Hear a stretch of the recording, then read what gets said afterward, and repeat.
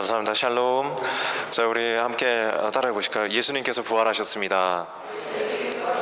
네, 옆에 한번 보시면서 말씀하실까요? 예수님께서 당신을 위해 부활하셨습니다. 마지막으로 예수님께서 나를 위해 부활하셨습니다. 네, 이렇게 부활의 기쁨이 가득한 오늘 주일 그리고 한 주간 되시기를 축복합니다. 우리 함께 누가복음 24장의 말씀, 이 마지막 부분의 말씀을 가지고 함께 하나님의 말씀 생각해 보길 원합니다. 이틀 전이죠. 이틀 전에 성금요일이었습니다. 이 성금요일에는 우리는 예수님의 십자가 죽음에 대해서 묵상했습니다. 이 요한복음을 읽어보면 세례 요한은 일찍이 예수님을 가리켜 세상 죄를 지고 가는 하나님의 어린 양이다 라고 했습니다. 이 레위기법에 따르면 구약시대 당시에 죄를 용서받기 위해서, 죄를 대속받기 위해서는 제단 위에 어린 양을 바쳐야 했습니다. 하나님과 우리 사이를 가로막는 죄의 문제를 해결하기 위해서는 죄의 대가인 사망, 죽음을 지불해야만 했습니다. 당시 이스라엘 사람들은 스스로의 목숨을 바치는 대신에 죄의 값은 사망이니까 누군가는 죽어야 되잖아요. 그런데 자신의 목숨을 바치는 대신에 어린 양의 목숨을 제단 위에 대신 바침으로써 이 죄값을 치렀습니다. 그렇게 죄의 문제를 일시적으로나마 해결하고 그들은 하나님께 나아갔습니다. 예수님은 마치 구약의 어린 양처럼 온 세상의 죄에 대한 값을 대신 지불하셨습니다.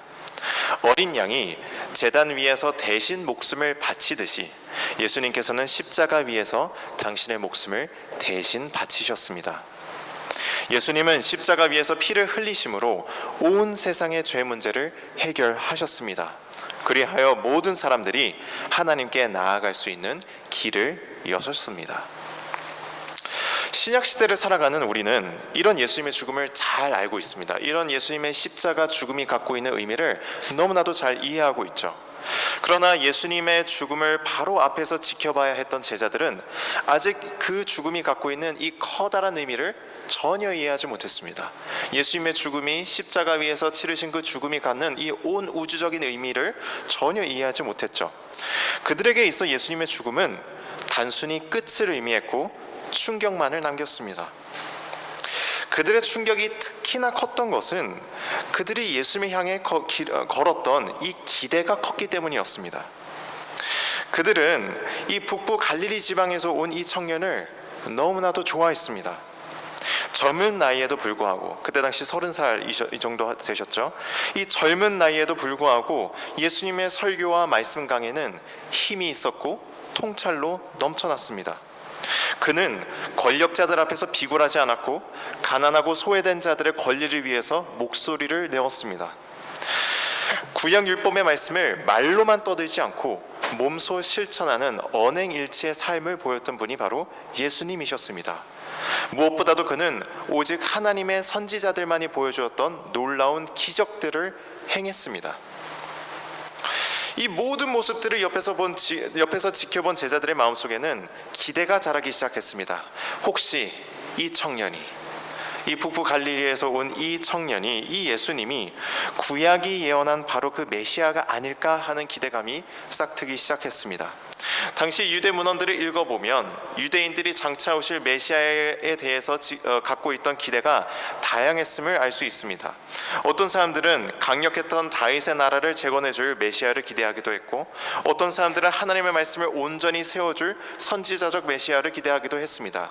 어쨌든 형태는 다양했지만 그들은 메시아께서 오시면, 구약에서 바라보고 하나님께서 약속하고 모든 선지자들이 예언했던 바로 그 메시아께서 오시기만 하면 새로운 시대가 열릴 것이다.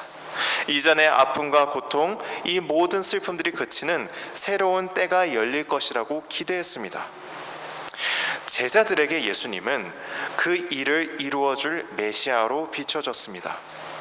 그런데 그렇게 사람들의 기대를 한 몸에 받던 이 청년 예수는 허무하게 십자가에 달려 죽고 말았습니다. 그 어떤 뜻도 펼쳐보지 못한 채 무기력하게 권력자들에게 체포되어 십자가 처형을 당했습니다. 예수님의 이러한 죽음과 함께 제자들의 기대도 미래에 대한 소망도 함께 끝나버리고 말았습니다. 오늘 우리가 읽은 이 누가복음 24장 25절부터 35절까지의 말씀을 읽어보면 이런 실망감을 잔뜩 안은 채 길을 가고 있는 두 명의 제자들이 등장하고 있습니다. 이 두 명 중 한 명의 이름은 기록되어 있지 않지만 다른 한 명의 이름은 누가가 기록하고 있습니다. 바로 글로바라고 하는 사람이었습니다. 이 글로바와 다른 한 명의 제자는 이 엠마오라고 하는 예루살렘 인근의 마을로 가면서 심각하게 대화를 나눕니다. 24장 13절 14절은 이렇게 얘기하죠. 이날에 그들 중에 둘이 예루살렘에서 25리 되는 엠마오라 하는 마을로 가면서 이 모든 된 일로 인하여 서로 이야기하더라. 이 두 제자가 나누고 있던 화두는, 이 대화의 화두는 당연히 예수님의 십자가 처형 사건이었습니다.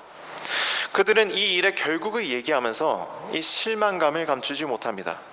그들은 진심으로 정말로 이 갈릴리 북부 나사렛에서 온 이 청년이 성공하길 바랬습니다. 그가 외치고 전파했던 하나님 나라라는 것이 정말로 간절하게 이루어지길 바랬습니다. 그런데 그런 예수님은 죽고 말았습니다. 이 능력 있던 청년의 개혁운동은 현실의 벽을 넘지 못했습니다. 그런 실망감과 좌절감에 더해 여러 풀리지 않는 의문들도 그들을 괴롭혔습니다. 아니, 이렇게 허무하게 끝나버릴 것 같았으면 하나님은 도대체 왜 예수라는 청년에게 그토록 많은 능력을 허용하셨는가 하는 생각이 그들을 괴롭혔습니다. 병자를 고치고 죽은 자까지 일으키는 정도의 기적을 왜 하나님은 허락하셨는가, 이렇게 실패해버릴 것을. 도대체 예수라는 청년의 정체는 무엇이었을까? 이런 의문들이 그들을 괴롭혔죠.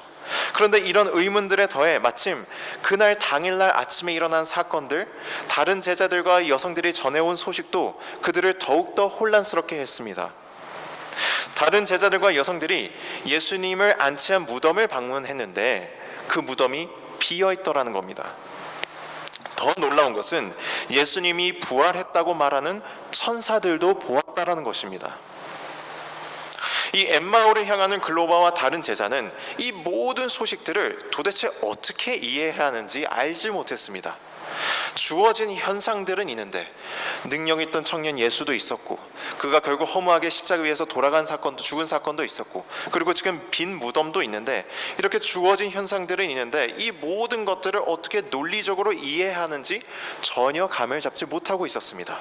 그래서 그들의 토론은 끝날 줄을 몰랐습니다. 그들이 막 이것들을 어떻게 이해해야 될까, 도대체 이 일이 왜 이렇게 됐을까, 서로 막 토론하고 그렇게 정신없이 길을 가고 있을 때 그런 그들을 향해 부활하신 예수님께서 다가오십니다. 예수님께서는 그들 곁으로 슬그머니 걸어오시고 그들과 함께 보조를 맞추십니다. 성경을 보면 흥미롭게도 두 제자는 그런 예수님을 전혀 알아보지 못합니다. 그저 지나가는 다른 행인으로 생각합니다.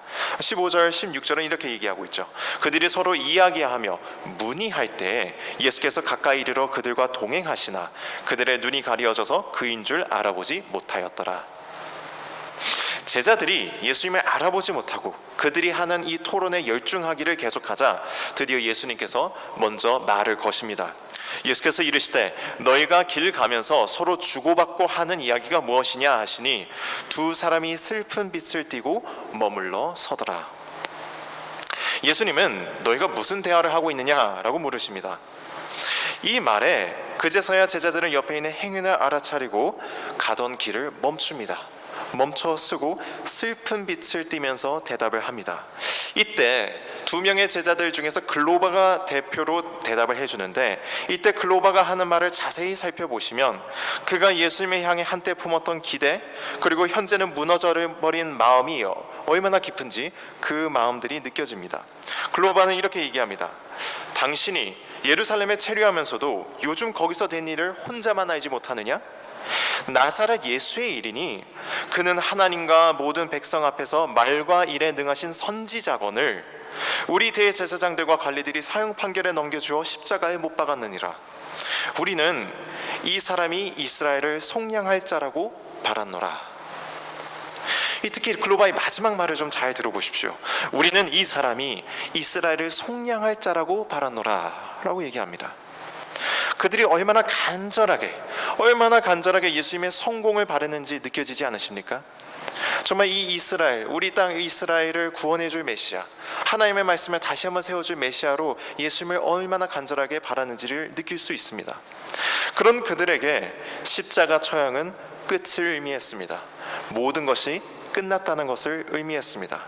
글로바는 지난 일들을 말하고 그날 아침에 그들이 들었던 부활 사건도 언급을 합니다. 이렇게 얘기하죠. 이뿐 아니라 이 일이 일어난 지가 사흘째예요. 또한 우리 중에 어떤 여자들이 우리로 놀라게 하였으니 이는 그들이 새벽에 무덤에 갔다가 그의 시체는 보지 못하고 와서 그가 살아나셨다 하는 천사들의 나타남을 보았다 함이라. 또 우리와 함께한 자들 중에 두어 사람이 무덤에 과연 여자들이 말한 바와 같음을 보았으나 예수는 보지 못하였느니라. 글로바는 부활에 대해서 얘기를 합니다. 사흘째 되는 날에 부활 사건을 글로바는 들었습니다. 그런데 이 부활을 언급하는 그의 말 속에 부활을 대하는 그의 태도가 느껴집니다. 그는 분명 무덤이 비어있는 것은 사실이다 라고 얘기를 합니다. 예수님을 따랐던 여성들뿐만 아니라 다른 남제자들도 가서 이 사실을 확인했다라고 얘기를 하죠.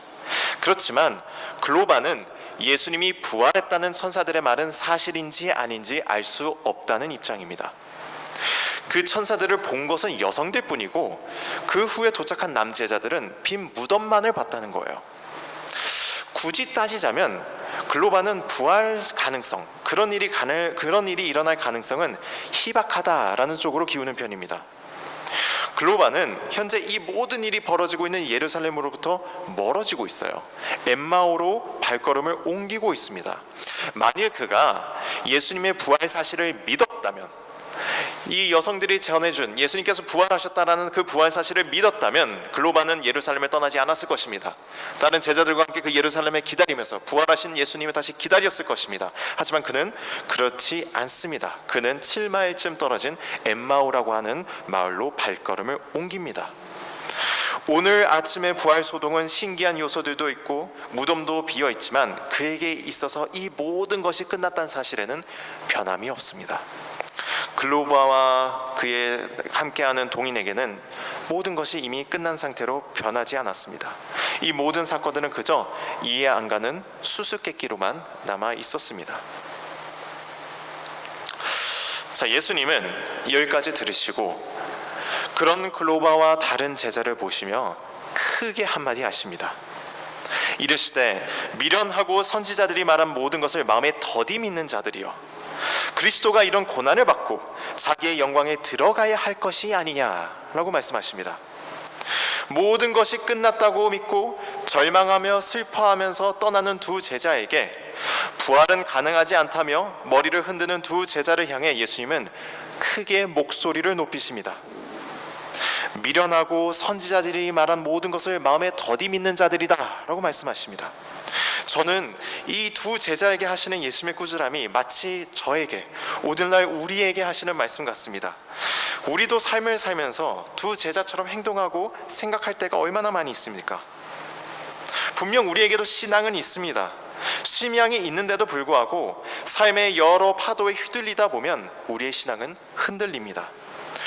예전에는 분명해 보였던 것도 불분명해지고 우리 삶 속에 역사하시는 하나님의 일하심도 더 이상 일하심으로 느껴지지 않습니다.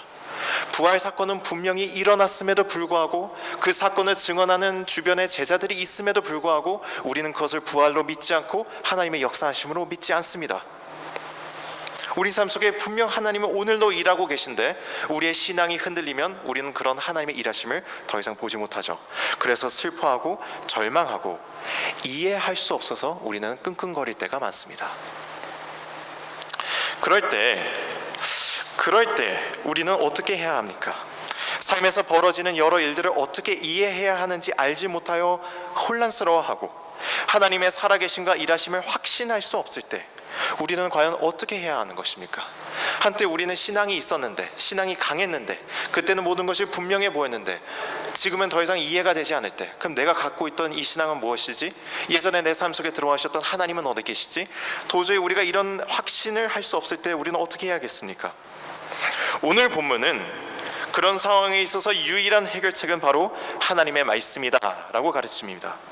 예수님은 두 제자를 꾸짖으십니다. 그리스도가 이런 고난을 받고 자기의 영광에 들어가야 할 것이 아니냐라고 하시면서 꾸짖으십니다.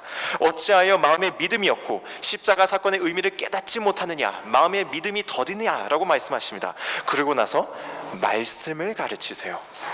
27절입니다. 이에 예수께서 모세와 모든 선지자들의 글로 시작하여 모든 성경에 쓴 바 자기에 관한 것을 자세히 설명하시니라.